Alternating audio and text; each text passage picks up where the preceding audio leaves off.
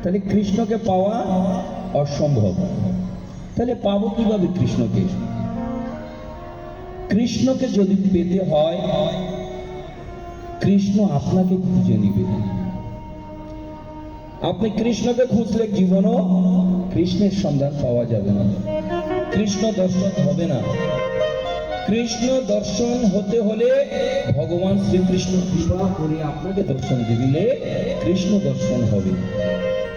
তাহলে এই কৃষ্ণ ভগবান অনাদি গোবিন্দ আপনাকে দর্শন করতে, আপনাকে ধরা দিতে আসতে হলে তাহলে কি করতে হবে? কৃষ্ণ ভাবে ভাবান্বিত হতে হবে, পঞ্চ প্রেমে ভাবান্বিত হতে হবে। পঞ্চ প্রেম গুলো কি? শান্ত প্রেম, দাস্য প্রেম, সখ্য প্রেম, বাৎসল্য প্রেম, মধুর প্রেম। পঞ্চ প্রকার প্রেম। এই শান্ত প্রেম কারা করেছিল? জগতের যারা মুনি ঋষি পর্বতে পাহাড়ে ধ্যানে মগ্ন থেকে শান্ত রতি রূপে এ ভগবান শ্রীকৃষ্ণকে দর্শন করার জন্য যুগ যুগ হেটমুন্ডে ন্যাস প্রাণায়াম করে সাধনা করে গিয়েছে। দাস্য প্রেম। দাস্য প্রেম কিভাবে করেছিল? হনুমানজি ভগবান শ্রী রামের দাস্য ভাবে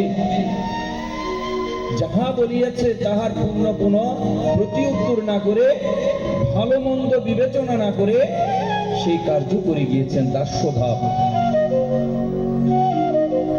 সখ্য ভাব যেটা অর্জুন করেছিল, বন্ধুত্ব। সখ্য ভাব ভগবানকে যে 5 প্রকার ভাবে পাওয়া যায়, তো অর্জুন করেছিল বন্ধু ভাবে। ভগবান শ্রীকৃষ্ণের দর্শন পেয়েছিল বন্ধুত্ব রূপে। বাৎসল্য প্রেম, এই যে আমাদের পিতা মাতা ছেলে সন্তানের সাথে যে প্রেমের একটা সম্পর্ক, ছেলে মেয়ে বা মায়ের, এই প্রেমকে বলা হয় বাৎসল্য প্রেম।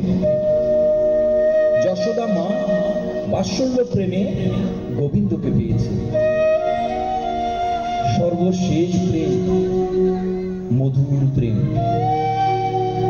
মাধুর্য প্রেম, যেই প্রেম জগৎ শ্রেষ্ঠ রাধারানী করেছিল। আচ্ছা, এই প্রেম কেমনে শ্রেষ্ঠ? এই প্রেম শ্রেষ্ঠ হওয়ার কারণ আছে। রাধার ভাবে ভাবিত, রাধাকে ভজিলে কৃষ্ণ মিলে, কৃষ্ণকে ভজিলে রাধা মিলে না। কেন? তিনি প্রকৃতির মধ্যে নির্বিকারে বিরাজমান। কোন প্রকৃতি? রাধা প্রেমী প্রকৃতি মানি হচ্ছে একটি স্ত্রীবাচক শব্দ, অর্থাৎ রাধার ভাবে, মাধুর্য ভাবে। এই যে সকল প্রেম, এই যে শান্ত প্রেম, সখ্য প্রেম, মধুর প্রেম, সব প্রেম করেছে, সব বন্ধুত্ব। কিন্তু কেউ কি বলতে পেরেছিল, বা হনুমান বলেন, অর্জুন বলেন, বলেছে এ কৃষ্ণ তুমি একটু বসো, তোমার কাঁধে আমি একটু চড়ি? বলতে পেরেছে? পারে নাই। কিন্তু রাধারানী গোপীরা বলেছে, কৃষ্ণ তুমি বসো, আমরা একটু তোমার ঘাড়ে চড়ি। এটা এমন প্রেম। এই প্রেম যদি হয়, এই প্রেমের ভাবে, রাধার ভাবে ভাবিত হলে কৃষ্ণ মিলে। আরো পাওয়া যায়, রাধার ভাব যদি হতে হয় তাহলে আপনার বৈরাগ্য মন, বৈরাগ্য হতে হয়। তো বৈরাগ্য তো সকলেরই হয় না, সেজন্য বলে যে কোটি জন্মে থাকলে ভাগ্য, গৃহ ছেড়ে হয় বৈরাগ্য। সেই বৈরাগ্য কি সকলেরই হয়? তাহলে সাধারণ মানুষ কিভাবে কৃষ্ণ প্রাপ্ত হতে পারে বা এই পাপ থেকে মুক্ত হতে পারে? এটার একটা উক্তি মহাপ্রভু দিয়েছিল। রামানন্দ জিজ্ঞেস করেছিল, প্রভু কৃষ্ণ প্রাপ্ত কিভাবে হতে পারে সাধারণ মানুষ? বলেছিল, তৃণাদতিষু নিচেন তরু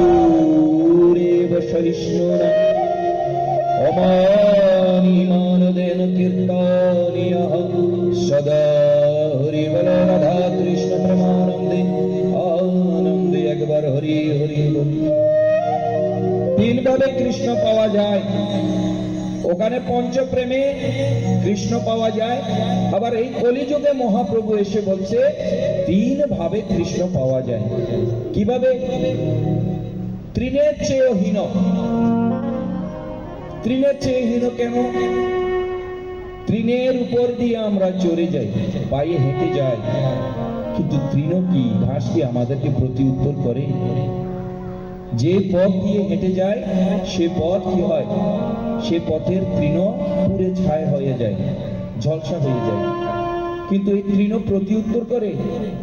তো একজন মানুষ যদি কৃষ্ণ ভক্ত, কৃষ্ণ অনুরাগী হতে হয়, হতে পারে, তাহলে তৃণের ন্যায় হয়। আরেকটি সুনিচেন তরুরেব সহিষ্ণু না। তরু বৃক্ষের ন্যায় হোক। বৃক্ষ ঝড় বৃষ্টি রৌদ্র সবকিছু মাথায় নিয়ে স্থির ভাবে দাঁড়িয়ে থাকে। তার থেকে পাতা নিয়ে এসো, ঢাল নিয়ে আসছো,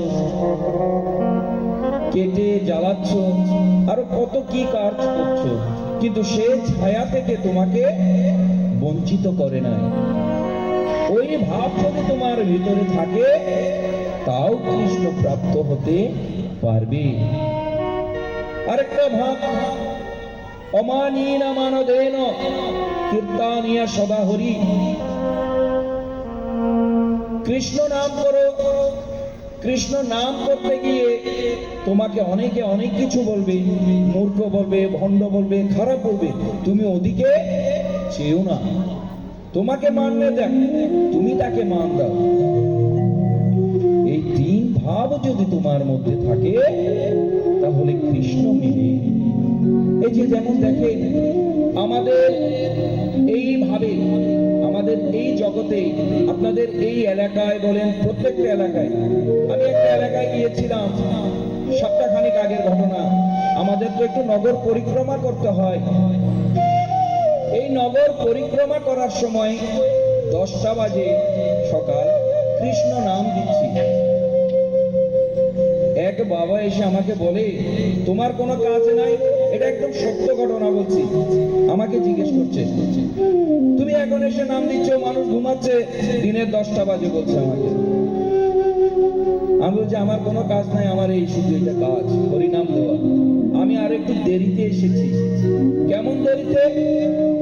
আমার দেওয়ার কথা ছিল উষা কীর্তন। ভোর 6টা বাজে সূর্য প্রথম যখন উদয় হয়, সেই সময় উষা কীর্তনে আমার এই হরিনাম দেওয়া দরকার, কিন্তু আমি দিয়েছি আরো 3 ঘন্টা পরে।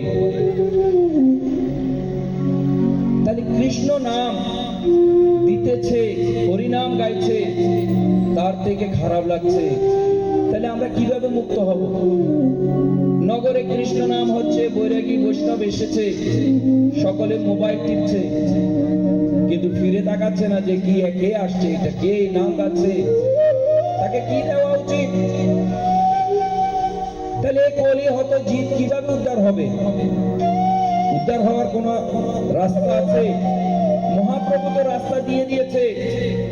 আমা হতে নাম করো, নাম হতে নামি করো, নামি হতে ভক্ত করো।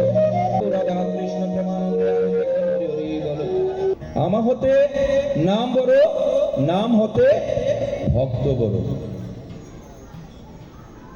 তাহলে দেখি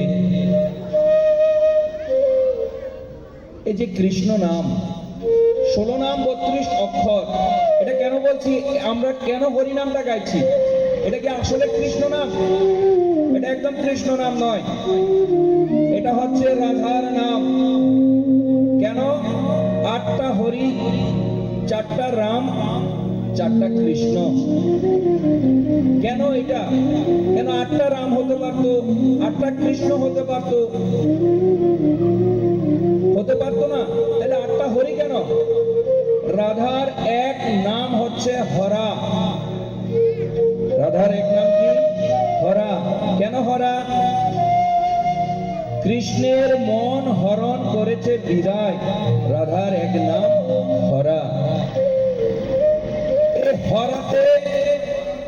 একার যুগ হয়েছে। কিভাবে যুগ হয়েছে? আমরা যখন রাধাকে ডাকি, এ রাধা এ রাধা এভাবে বলি না, রাধে রাধে, রাধের একার যুগ করি না। এই একার গিয়ে যখন হরার সাথে যুগ হয়েছে তখন হয়েছে হরি। তাহলে আটটা হরে কেন? আটটা হরের কারণ হচ্ছে আটজন গোপীর নাম, আটজন গোপী। প্রকৃতি, হরে শব্দের অর্থ হচ্ছে প্রকৃতি, হরণ করা। এই হরে আটটা গোপীর নাম, রাধারানী সহ এই হরে আটটা। তাহলে রাম চারটা কেন? রাম চারটা হওয়ার কারণ হচ্ছে ভাব, কান্তি, বিলাস, রস। রাসলীলায় যখন ভগবান শ্রীহরি রাস মঞ্চের লীলা করেছিলেন, সেখানে চারটি ভাবে লীলা করেছিলেন। কি কি? ভাব, কান্তি, বিলাস, প্রেম। সেজন্য এখানে চারটা রাম সৃষ্টি। কৃষ্ণ কি? কৃষ্ণ কোন কি দেবতা?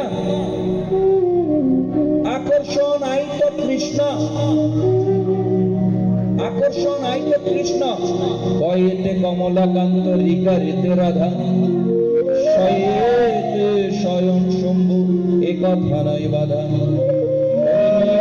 নিরঞ্জনয় আমরা এ কথা নয় মানি। এই চার অক্ষর একত্রিত করে আমরা সকলে কৃষ্ণ কৃষ্ণ বলি। বলো রাধা একবার হরি হরি।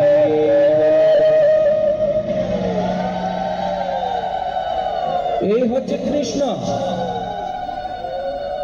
এই হচ্ছে রাধা প্রেম। এটাকে কৃষ্ণ বলা হয়, এটাই কৃষ্ণ। আকর্ষণ আইত কৃষ্ণ। তাহলে আমাদের যে কৃষ্ণ ভজন, এ ব্রজের কৃষ্ণ, কৃষ্ণ চার ভাবে ভাবিত হয়েছে। ব্রজের কৃষ্ণ, বৃন্দাবনের কৃষ্ণ, মথুরার কৃষ্ণ ও দ্বারকার কৃষ্ণ। এক এক কৃষ্ণের এক এক লীলা। এক কৃষ্ণের এক লীলা নহে। বৃন্দাবনের কৃষ্ণের লীলা ছিল রাধা ভজন, আর ব্রজের কৃষ্ণের লীলা ছিল ভক্ত ভজন। মথুরার কৃষ্ণ ছিল শাসন, বংশ নিধন, আর দ্বারকার কৃষ্ণ ছিল ধর্ম সংস্থাপন করা। চার ভাবে চার কৃষ্ণ। এই যে চার ভাবে ভাবিত কৃষ্ণ, এই কৃষ্ণকে যখন ব্রজধাম থেকে অক্রুমণিকে পাঠিয়েছে, কে পাঠিয়েছিল? কংস মহারাজ। অক্রু,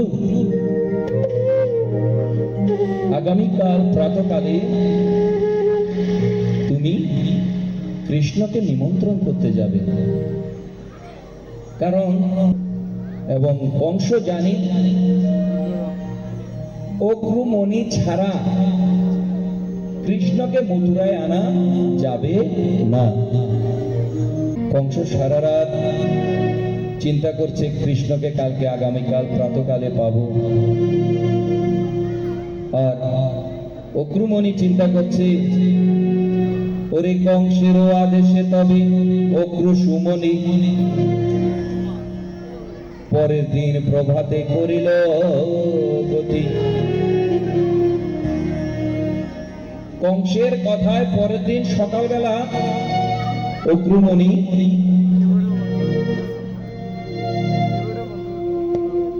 কৃষ্ণকে আনতে যাচ্ছে। কৃষ্ণ আনিবারে কংস মোরে আজ্ঞা দিল, আজি শুভ দিন বুঝি উদয় হইল। অক্রু চিন্তা করছে, আহা কত ভাগ্যের ফলে কৃষ্ণ মেলে। আজকে এই কংস আমাকে আদেশ করলো কাকে আনার জন্য? ভগবান শ্রীকৃষ্ণকে। যে কৃষ্ণকে মুনি ঋষি জগতের সকলে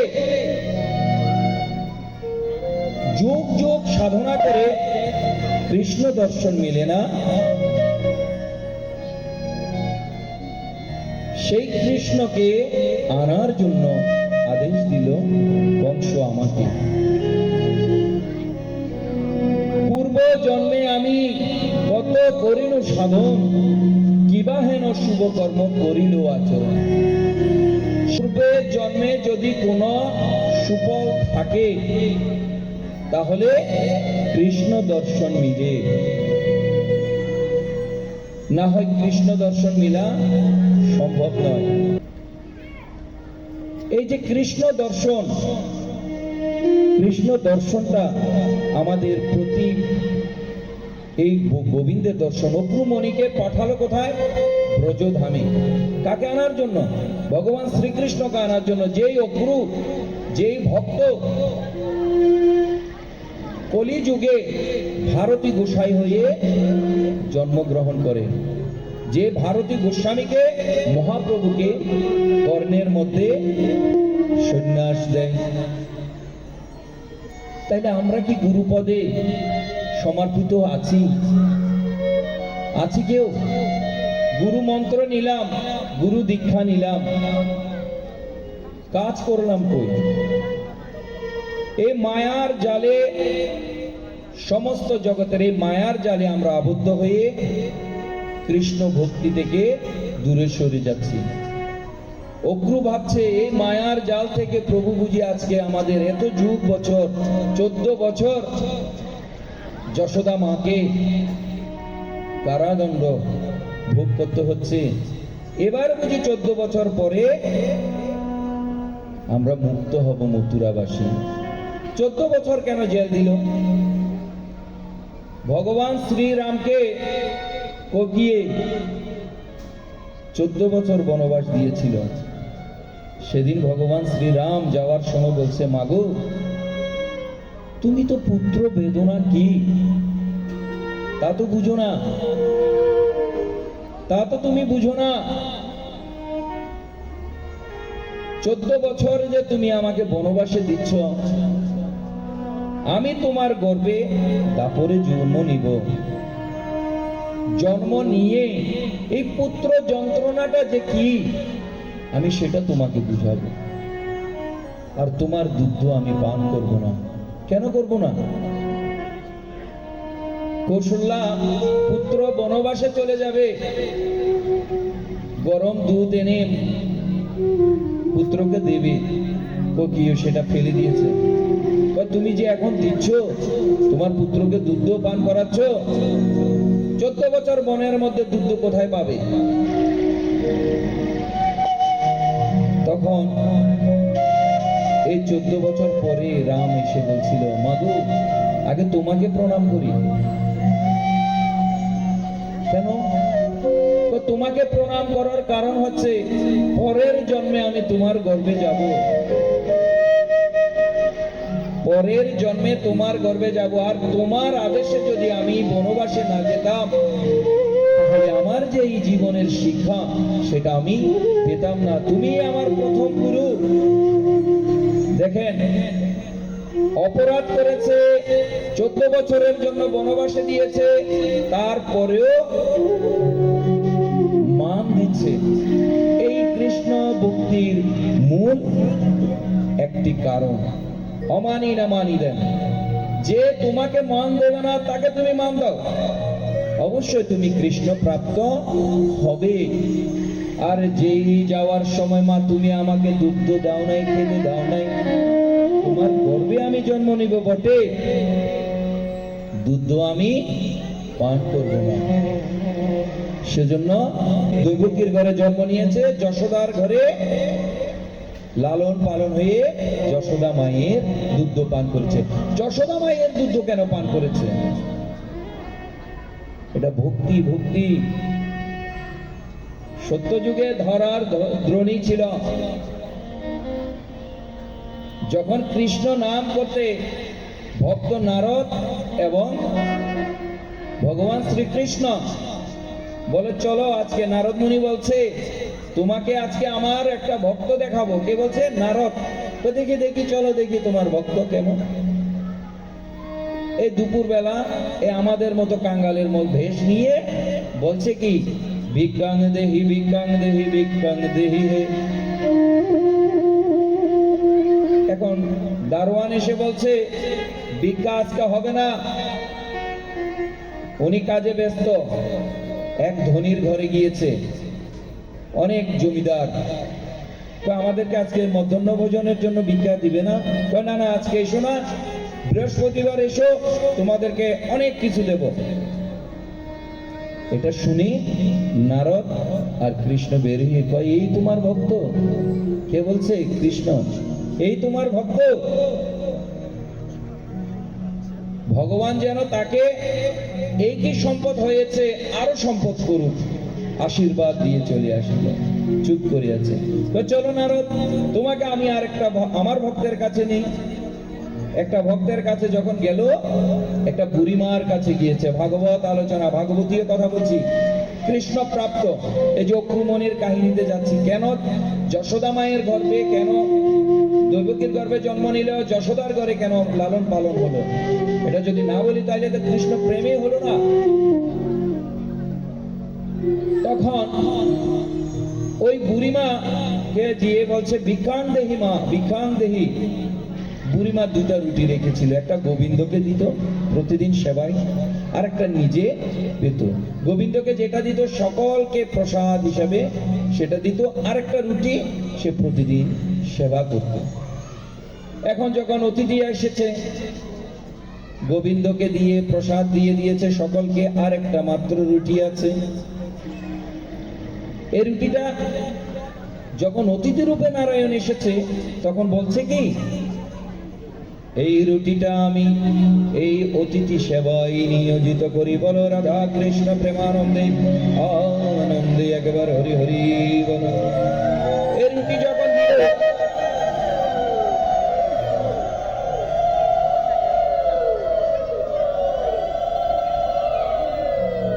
রুটিটা খেয়ে বের হয়ে আসার সময় বলছে কি, তার পোষা গাভীটা মরে যাক, দিল একটা অভিশাপ।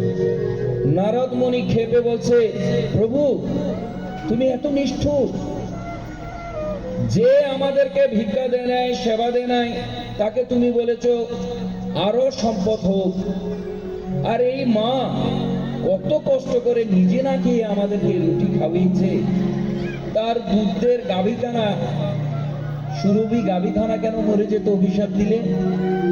ওরে নারদ তুমি বুঝো না,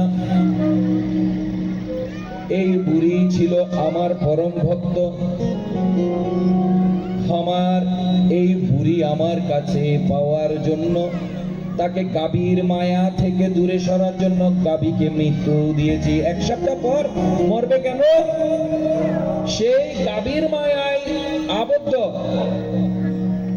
কৃষ্ণ প্রেম দুই ভাগে ভাগ হয়েছে, তাই ওই গাভীটা মরে গেলে তার আর কোনো চিন্তা থাকবে না, সে সদা সর্বদা আমার চিন্তায় মগ্ন থেকে আমার ভিতরে লীন হয়ে যাবে। তাই তাকে আমি অভিশাপ দিচ্ছি, তিনি যাতে তাড়াতাড়ি আমার বক্ষে সে ধারণ হয়। চলো আরেকটা জায়গায়, এই ধরা আর দ্রোণীর কাছে গিয়েছে, দিনের বেলা ভিক্ষাং দেহি বলছে, সেবা দেওয়ার মতো কিছুই নাই, কিছুই নাই সেবা দেওয়ার মতো। দূরে গিয়ে ভিক্ষা, পাড়ার মধ্যে গেছে ভিক্ষা চাওয়ার জন্য, কেউ ভিক্ষা দিচ্ছে না। এখন দূরে কি করবে? অতিথি সেবা, অতিথি রূপে নারায়ণ, তাও একজন ব্রাহ্মণ দেবতা, উনি যে কৃষ্ণ অনাদি গোবিন্দের সাথে যাচ্ছে না, সে জানছে একটা ব্রাহ্মণ দেবতা, একটা অতিথি, অতিথি রূপে নারায়ণ আমার গৃহে এসেছে। এখন দেখে এই ধরা এক দোকানদারের কাছে গিয়ে বলছে, আমাকে কিছু অন্ন দাও, কিছু সদাই দাও, আমি অতিথি সেবা করবো। কয় না, তোমাকে ওভাবে অতিথি সেবা করতে অন্ন দেওয়া যাবে না, কি করতে হবে? কিছু একটা বন্ধক দাও। তোর কাছে কি আছে? ও তো ভিখারি, ও তো বৈরাগী, ও তো একটা কৃষ্ণ ভক্ত, তো আমার কাছে দেওয়ার মতো কিছুই আমার নাই। তবে একটা জিনিস আমি তোমাকে দিব, আমার নিজের বাম অঙ্গের স্তনটা কেটে আমি তোমাকে জমা দিই, এটার পরিবর্তে আমাকে তুমি অন্ন দান দাও। এই ধরা নিজের বাম স্তন কেটে এই দোকানদারকে জমা দিয়ে অতিথি সেবা দিয়েছিল। কে পারবে? আরে ঘরের দুয়ারে বৈরাগী বৈষ্ণব আসলে তাকে এক মুঠো চাল দিচ্ছে না এখন বর্তমানে মানুষ, আর নিজের স্তন কেটে দিবে? তার ভক্ত কিভাবে হবেন? কৃষ্ণ প্রাপ্ত কিভাবে হবেন? আমাকে ভজতে হবে না, ভক্তকে ভজিলে আমাকে ভজা হয়, ভক্তকে পুজিলে আমাকে পূজা করা হয়। যেই প্রসাদ আমার চরণে দেওয়া হয় সেটা শুধুমাত্র প্রসাদ, আর যেই প্রসাদ আপনার আমার ভক্তকে দিয়ে এটু খাওয়া হয় সেটাই হচ্ছে মহা মহা প্রসাদ। বলো রাধা কৃষ্ণ প্রেমানন্দে আনন্দে একবার হরি হরি বলো, এটাই মহাপ্রসাদ। এই দ্রোণী নিজের স্তন কেটে যখন কৃষ্ণকে সেবা দিয়েছিল, তখন সেবা দেওয়ার সময় রক্ত পড়ে প্লেটে পড়েছিল। কি তুমি অসুচি? নারদ বলছে, তুমি অসুচি হয়ে কেন আমাদেরকে সেবা দিলে? না গোবিন্দ, না, আমি অসুচি নয়। তোমরা যখন এসেছো আমার ঘরে কোনো অন্ন ছিল না, নিজের স্তন কেটে দোকানদারকে জমা দিয়ে তোমাদের জন্য অন্ন সেবার আয়োজন করেছি। সেই গোবিন্দর রূপ নিয়ে, আচ্ছা বলেন, এই সেবা, এই ভক্তি গোবিন্দ আর গোবিন্দের ব্রাহ্মণ রূপ রাখতে পারে নাই। এই ধরার কথা শুনে গোবিন্দ বলছে, মাগো, জগতে অনেক ভক্ত দেখেছি মা, তুমি যে ভক্ত আজকে আমাকে নিজের দুধ স্তন্য কেটে আমাকে সেবা দিয়েছ, আমি এই ঋণ শোধ করবো তোমার। কিভাবে শোধ করবে? তোমার এই দুধ পান করবো আমি মা, তোমার কাছে লালন পালন হয়ে তোমার এই দুধ পান করে আমি তোমাকে মুক্ত করব। এই সত্য যুগে ধরাকে আমার ভগবান শ্রী হরি প্রতিজ্ঞা করেছিল, সেই ধরা আজকে যশোদা মা। কেমন ভক্ত দেখছেন? এই ভক্তের কি মূল্য আছে? এই ভক্ত হতে হলে আগে গুরু ভক্তি লাগবে। গুরু ভক্তি যদি না থাকে, গুরুর আচার আচরণ যদি ধরতে না পারে, কখনো কৃষ্ণ প্রাপ্ত হবে না। তাই বলো রাধা কৃষ্ণ প্রেমানন্দে আনন্দে একবার হরি হরি বলো।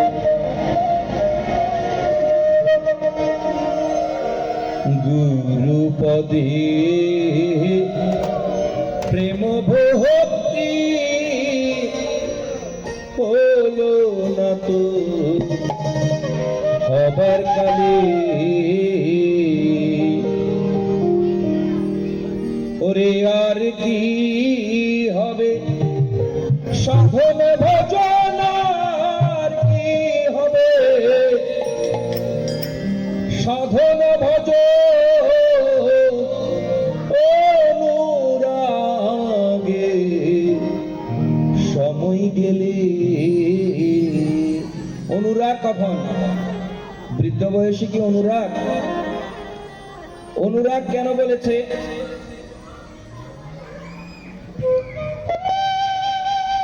যে রাগকে দেখা যায় না, এই যে ভাইরাস, ভাইরাস কি চোখে দেখা যায়? এই যে করোনা ভাইরাস, বিভিন্ন ক্যান্সার ভাইরাস, এটা অনুবীক্ষণ যন্ত্র দিলে এটা দেখা যায়। এই অনুরাগ হচ্ছে, এই রাগের কোনো রূপ নাই। কৃষ্ণ ভক্তির অনুরাগ, গুরু ভক্তির অনুরাগ। গুরু তাহলে কৃষ্ণ পাওয়া যায়, কৃষ্ণ দর্শন পাওয়া যায়। তাই বলছে গুরুপদে প্রেম ভক্তি হলো না তো আবার কালে,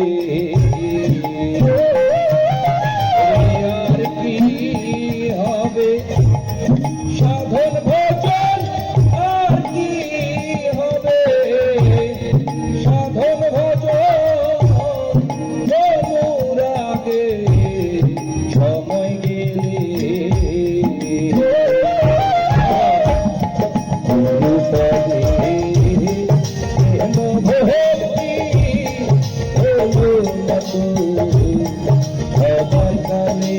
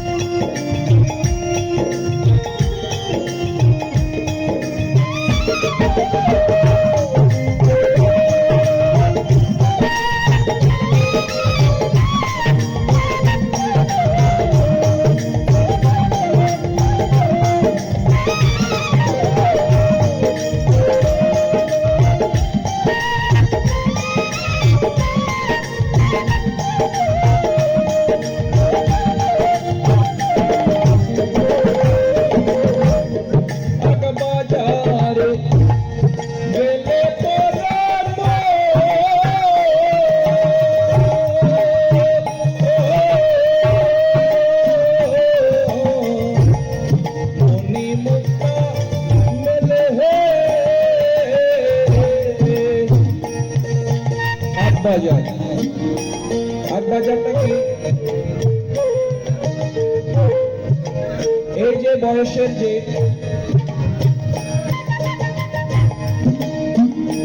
এই বাজারের বয়সটা হচ্ছে, কৃষ্ণ ভজনের মূল বয়স হচ্ছে 12 থেকে 24। আর যদি 12 থেকে 24-এর মধ্যে যদি কৃষ্ণ ভজন করতে না পারো হয়, 24 থেকে 36-এর মধ্যে সাধন ভোজন করে নিতে হয়। সেটা সংসারে থেকেও হয়। সেজন্য গোবিন্দ বলছে, সংসারে থাকিয়া সংসারের সমস্ত কর্ম করিয়া যেজন আমার আত্মজ্ঞান জেনেছে, এই যথার্থ যুগী, তাকে আমি মুখ্য দান করি। সংসারের মধ্যে থাকবে, কিন্তু সংসারের কার্যকারিতা আপনি লোপ করতে পারবেন না। সেজন্য বলছে গ্রাহকরা কি বলছে দেখে, রাঁধন হইবি, ব্যঞ্জন পাঠিবি, কিন্তু হারিমা ছুঁইবি তাই। অমিয় সাগরে স্নান করিবি, কেশনা ভিজাবি তাই। মাকড়সার জালে মাতঙ্গ বাঁধিবি, প্রীতি মিলিবে তাই। মাকড়সার জালে মাতঙ্গ, মাতঙ্গ শব্দের অর্থ হচ্ছে হাতি, হাতির এক নাম হচ্ছে মাতঙ্গ। এই যে রাঁধন রাঁধিবি, আপনি রান্না করছেন, খাচ্ছেন, রাঁধন রাঁধিবি, ব্যঞ্জন বাটিবি, হাড়ি না ছুঁইবি তাই। হাড়ি মানে কি? হাড়িকে এখানে হাড়ি বুঝাচ্ছে। আমরা যে প্রেম, প্রেম হচ্ছে এক প্রকার, এটাকে দুই ভাগে ভাগ হচ্ছে, একটা কাম প্রেম, একটা হচ্ছে প্রেম প্রেম। রাধার প্রেম হচ্ছে একটা অপাকৃত প্রেম, একটা হচ্ছে প্রাকৃত প্রেম। আমরা যে প্রেম করছি সে প্রেমের নাম হচ্ছে প্রাকৃত প্রেম, আর রাধারানী যে প্রেম করেছে সে প্রেমের নাম হচ্ছে প্রাকৃত প্রেম, যে প্রেমের মধ্যে কোনো কামের গন্ধ নাই, যে প্রেমের মধ্যে কখনো কামের, লোভের, মায়ার ছোঁয়া নাই। তাই বলছে সেখানে এক বাজার, এক বাজারে যেতে পারে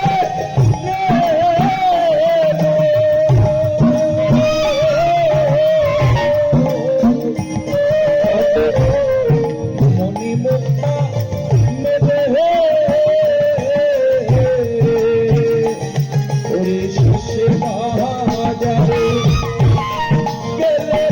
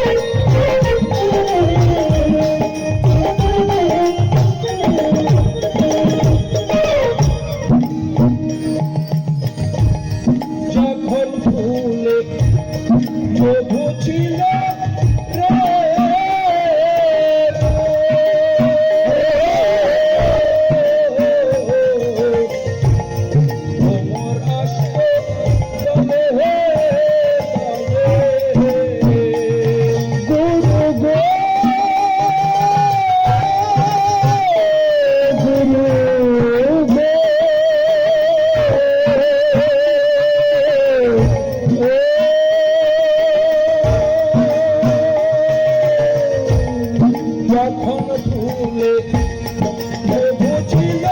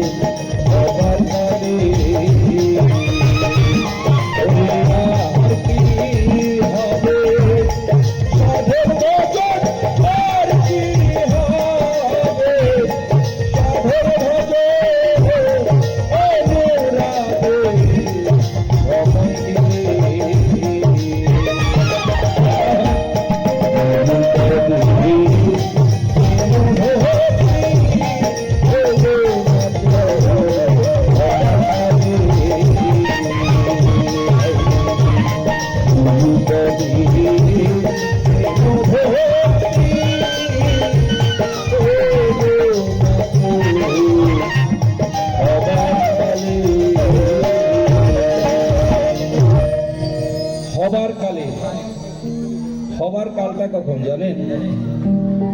মাতৃগর্ভ থেকে পড়ার সাথে সাথে গুরুর ভক্তিতে রূপান্তরিত হয়।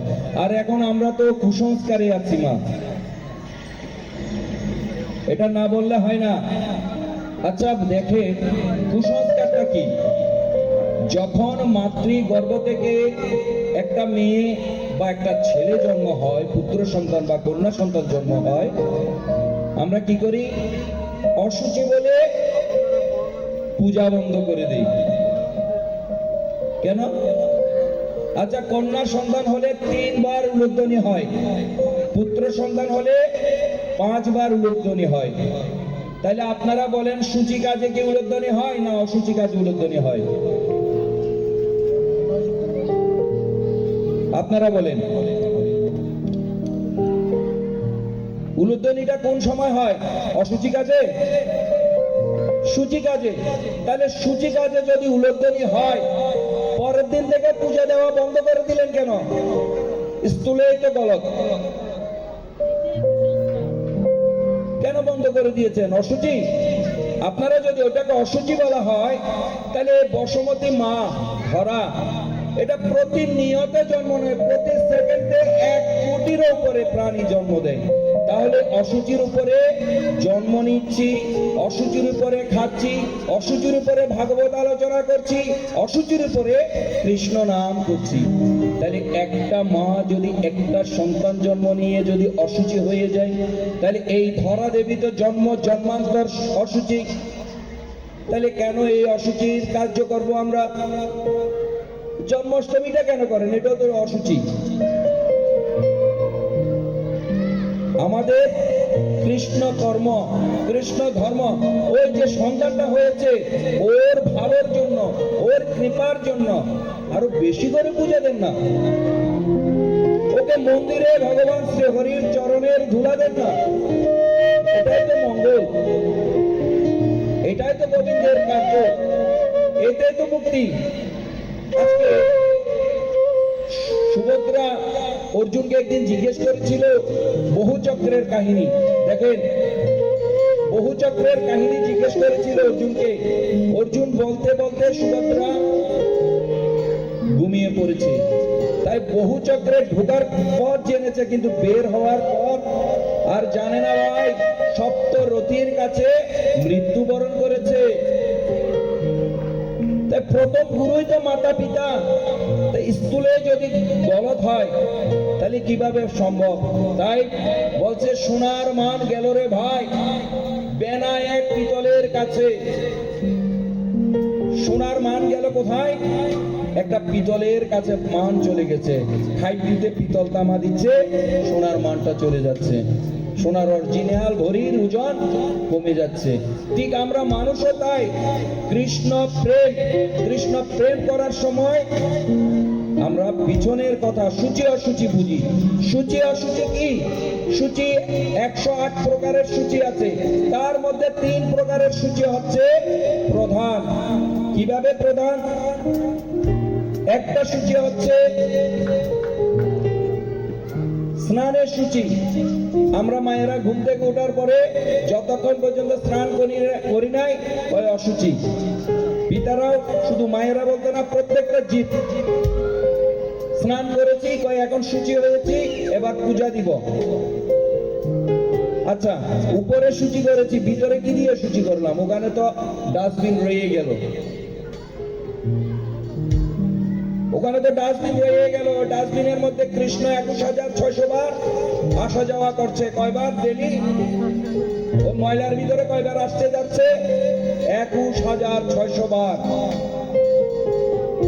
তাহলে ওটাকে কি দিয়ে সূচি করলাম? একটা গেল সূচি। ব্রাহ্মণ মন্ত্রের সূচি। ব্রাহ্মণ স্নান করে, দর্পণ করে, যখন একটু জল মাথায় দিয়েছে, এ সূচি হয়ে গিয়েছে। কথাটা বুঝেন? কিন্তু ভক্ত, বৈষ্ণব, সন্ন্যাসী, ওরা কিসের সূচি? আত্মা সূচি। যে ভক্ত কৃষ্ণ অনুরাগী হয়, যেই ভক্ত কৃষ্ণের প্রেমে মগ্ন থাকে, সে সদা সর্বদা সূচি। সেই সমস্ত কিছুর পরেও সূচি। তার কাছে সূচি অসুচি বলতে কিছুই নাই। বলো রাধা কৃষ্ণ প্রেমানন্দে, আনন্দে একবার হরি হরি।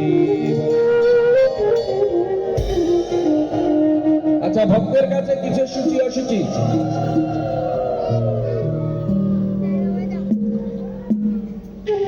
তাহলে এখানে সূচি আছে। যদি আমার এই কথা, এই আলোচনা যদি একটুও মনে থাকে, সন্তান আদি হলে আরো বেশি করে দিয়ে পূজা। বাস্তব বলে গেলাম, মানা না মানা আপনাদের ব্যাপার। আরেকটা দেখেন, মরে গেলে তাও পূজা দেয় না। আরে ব্যক্তি ছেলেকে সাধু বানায়, কি বানায়? একটা বৈষ্ণব বানায়। দশবিধা সংস্কার করে তাকে কি করা হয়? সাধু বানানো হয়। তো সাধু বানানোর পরে কৃষ্ণ নাম করা বন্ধ। তাহলে আর সাধু হওয়ার প্রয়োজন কি ছিল? তাকে যে 15 দিন পর্যন্ত, বা কেউ 1 মাস, কেউ 15 দিন, কেউ 11 দিন কি বানায়? সাধু না? সে সদা সর্বদা নিরামিষ খায়, কোথাও গেলে কুশাসনে বসে, সবকিছু সাধুর আচরণ, কিন্তু মুখে হরিনাম নাই, পূজা নাই। তাহলে কিভাবে স্বর্গে যাবেন? কিভাবে নরক? কিভাবে একেবারে কৃষ্ণ পাবেন? আমরা এগুলি সবকিছু উল্টাটা করছি, সোজাটা করছি না, উল্টাটা করছি। তাই কৃষ্ণ প্রেম যারা করে, যারা প্রকৃত ভক্ত, তারা সদা সর্বদা সূচি, তারা সকলেই সূচি। তারা সদা সর্বদা প্রাণ ধরে ঘুম থেকে উঠা, স্নান করা, এগুলির বাহিরেও গিয়েও সূচি হয়। তেমনি সূচি হয়েছে এই অক্রুমণি গোবিন্দের চরণ ধরে। কিভাবে গোবিন্দ এই অক্রুমণি? এই যে কংসের কথা আসলাম, কংস যখন গেল ব্রজের মধ্যে অক্রুমণি যেতে, গোবিন্দের চরণ, সে ভাবছে কখনো আজকে হয়তো আমি ব্রজে গেলে গোবিন্দকে ব্রজের গোপীদের সাথে খেলছে দেখব, হয়তো বা ধেনুর সাথে বাঁশি বাজাচ্ছে, তা দেখব। ভক্তের মনের ভাব। এই ভাবতে ভাবতে রথে করে যখন ব্রজে গমন করে, দেখে ভগবান শ্রীকৃষ্ণের চরণের পদ চিহ্ন, কারণ তার চরণের পদ চিহ্নের আলাদা একটা চিহ্ন, শঙ্খচক্র গদাধারী তো চরণের সেই ধাপ। অক্রুমণি দূরে এসে নিচে নেমে সেই ব্রজের ধুলা, গোবিন্দের ধুলা, গোবিন্দকে দর্শনের আগে গোবিন্দের ধুলা তার মস্তকে লিখে বলছে, আহা, এই জগৎ বুঝি এখনই আমার জীবনে ধন্য।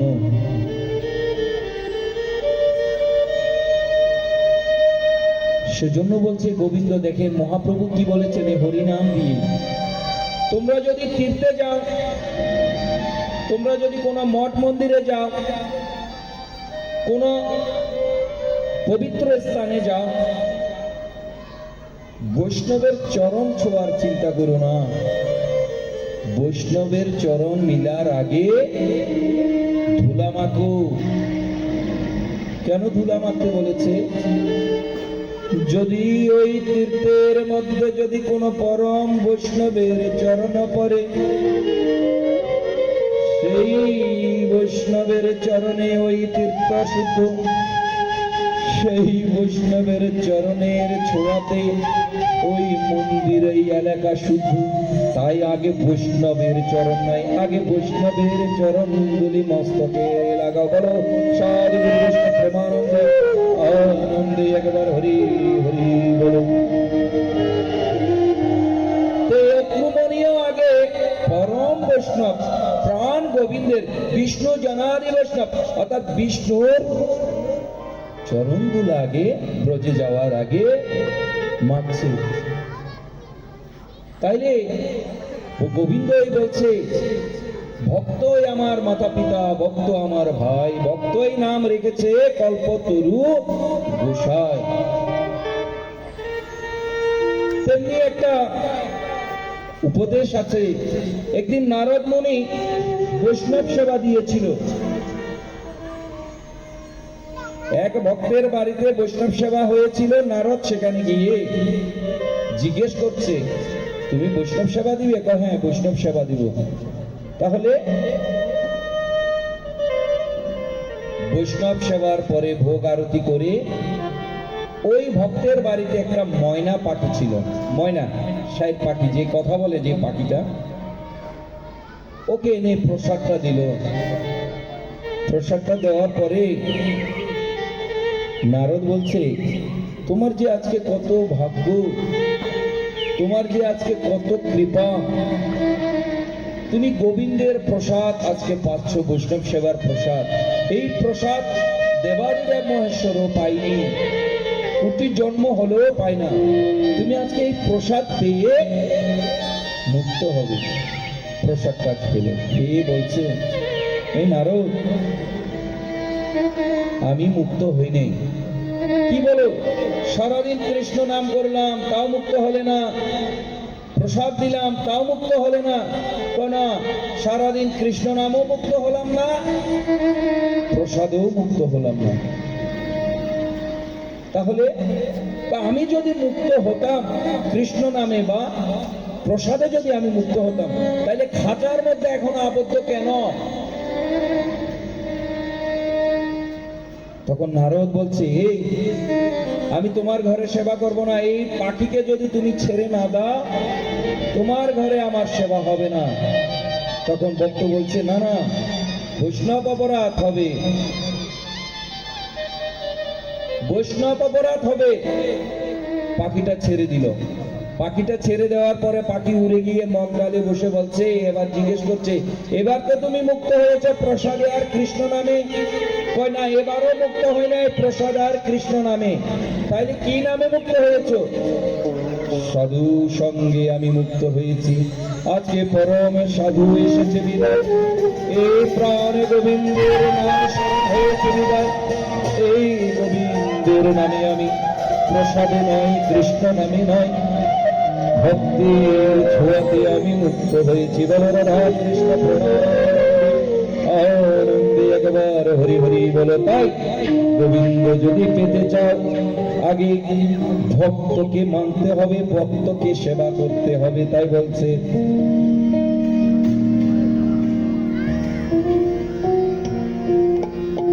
যদি করিতে বাসনা জাগে, ধরে মোহ সাধু সঙ্গ, ভজরে আনন্দের গৌরাঙ্গ, শরীর মোহ সাধু সঙ্গ, ভজরে আনন্দের গৌরাঙ্গ। যদি চলিতে শোনা জাগে,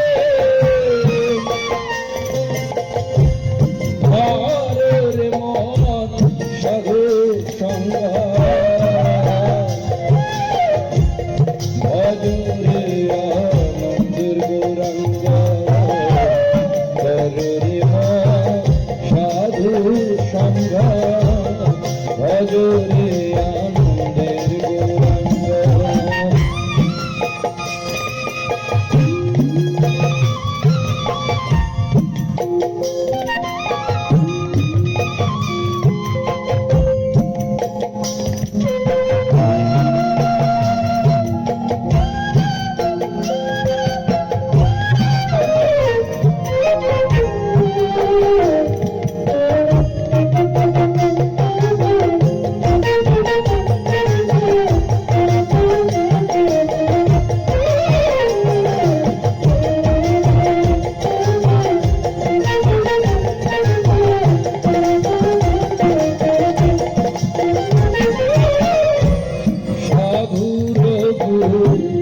যাই না বলা শুদ্ধ চিত্ত অন্তর খোলা সাধুর যাই না বলা শুদ্ধ চিত্ত অন্তর খোলা সাধুর দর্শনে যাই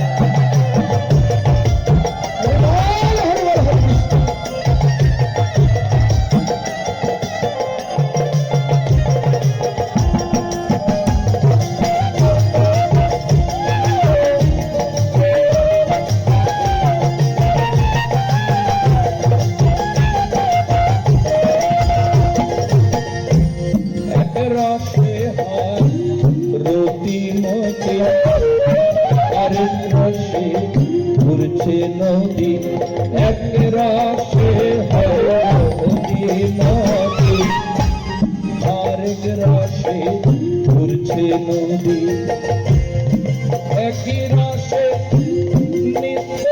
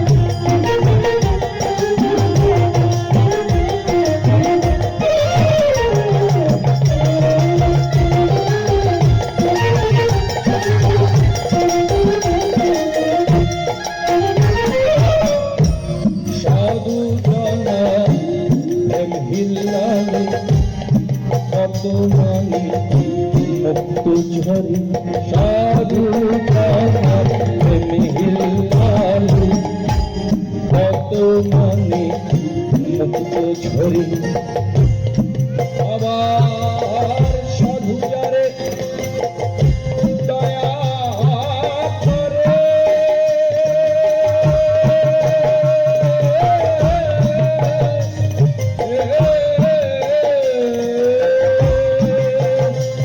আবার সাধু যারে দয়া করে প্রেমানন্দ ভজে সাধু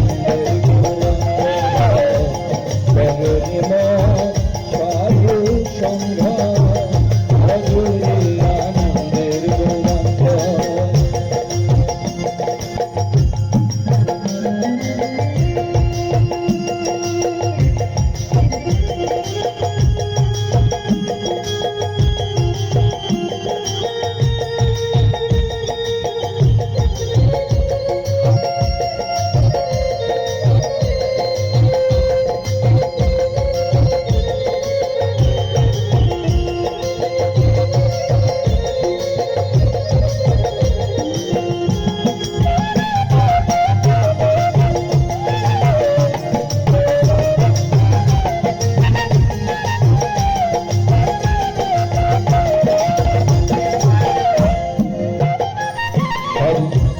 সঙ্গ গুণে রং ধরিবে পূর্বের সভা যাবে দূর সঙ্গ গুণে রং ধরিবে পূর্বের সভা যাবে দূরে হরির লালন বলে প্রাণ গোবিন্দ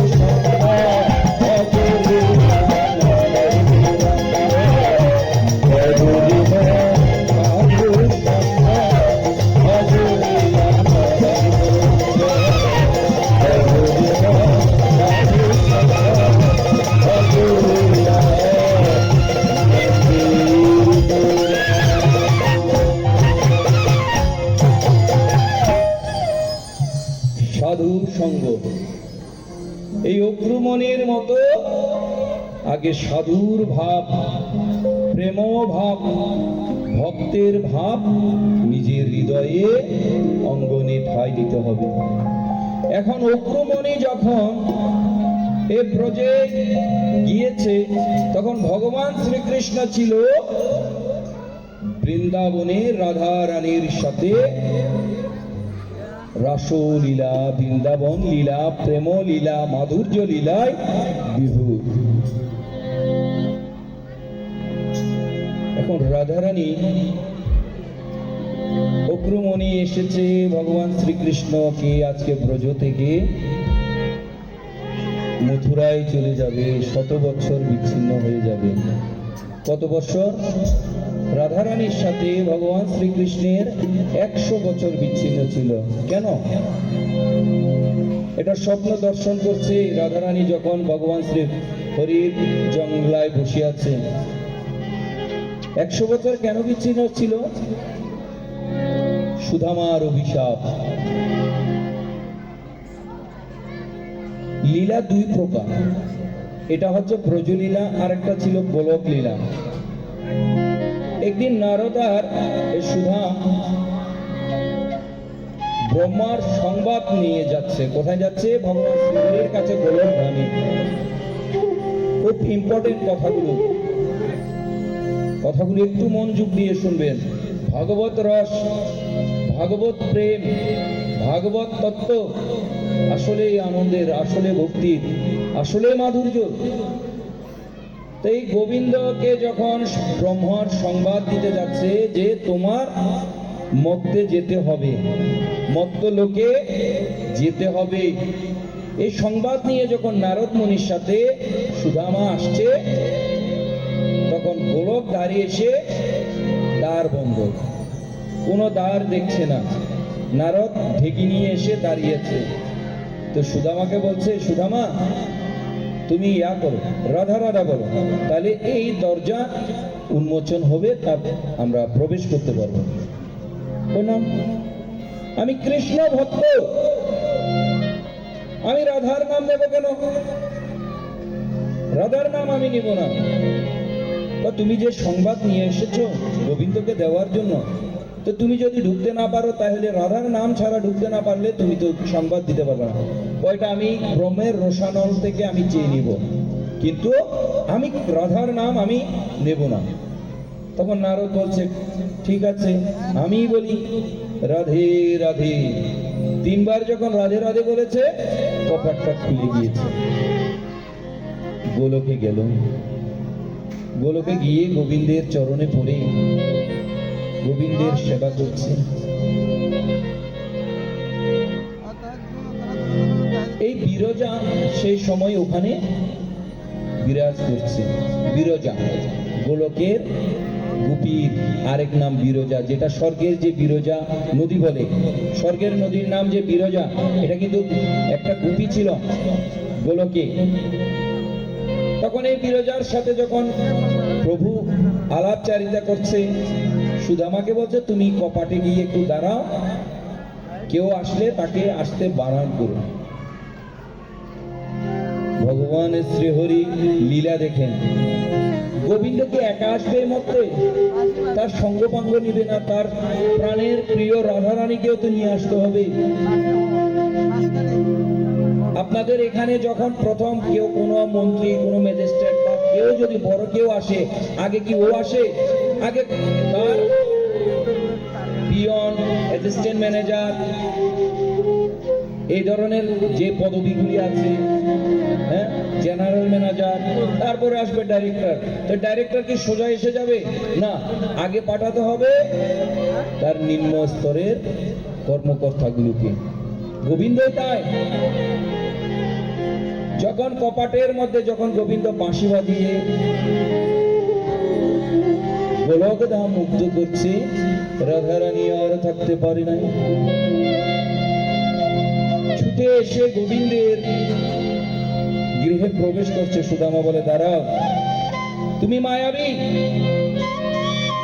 তুমি যেতে পারবে না, তুমি সদা সর্বদা আমার গোবিন্দকে মায়ায় আকৃষ্ট করে রেখেছ, তুমি যেতে পারবে না।